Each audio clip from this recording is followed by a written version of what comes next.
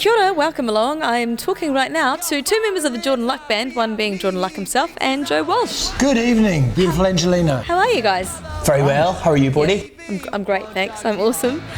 You guys have just released, you've got a brand new single and a brand new video clip, which is why we're talking on the telly today. Purchasable this Monday. Really? Indeed. What, iTunes? Worldwide. iTunes, Spotify will be on everywhere from Monday. Cool, that's awesome. Okay, so make sure you take that on board, dear viewers. Right, let's talk about the video clip, because first up, you directed it.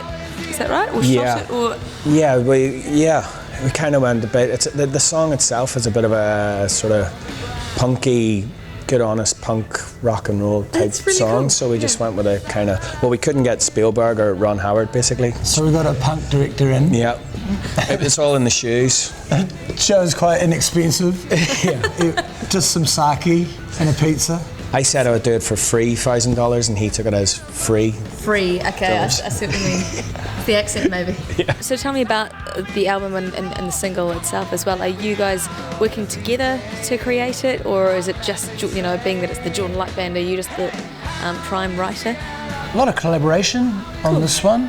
By the time the album is released, I'd say all of us will have had a hand in the songwriting, which is glorious position to come from. Yeah.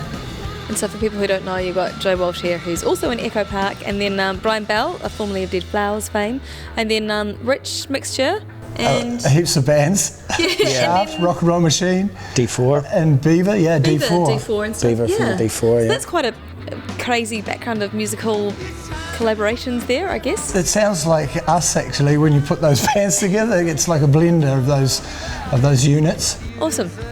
And so, I mean, I suppose since you've been in the Exponents and you've been doing this thing, would you say your idea of writing Jordan has changed? Have you done anything differently, or do the songs still come like they used to? It is different, mainly because it's collaborative. Right. I'll put lyrics that wouldn't normally go into a tune because the tune or the chords are all written by Brian or Joe or Rich or different pieces. So you come at it from a different angle lyrically. Yeah.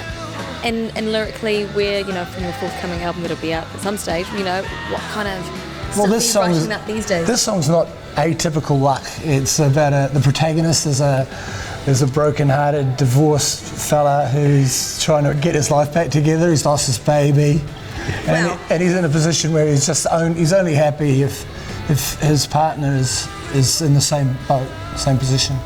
What about live shows? You say Lee Sawmill potentially in July? Yep. So look to the Facebook page for all the details? Yeah, just stay in touch with the Facebook stuff starting to come up. We've been sort of quiet for the last couple of months, but we're hoping to get rocking again soon. And how do the live shows go? I mean, you know, you get your usual crowds that used to probably follow you way back from in the 80s and stuff. That is another thing about all these different aspects or bands that the people have been in.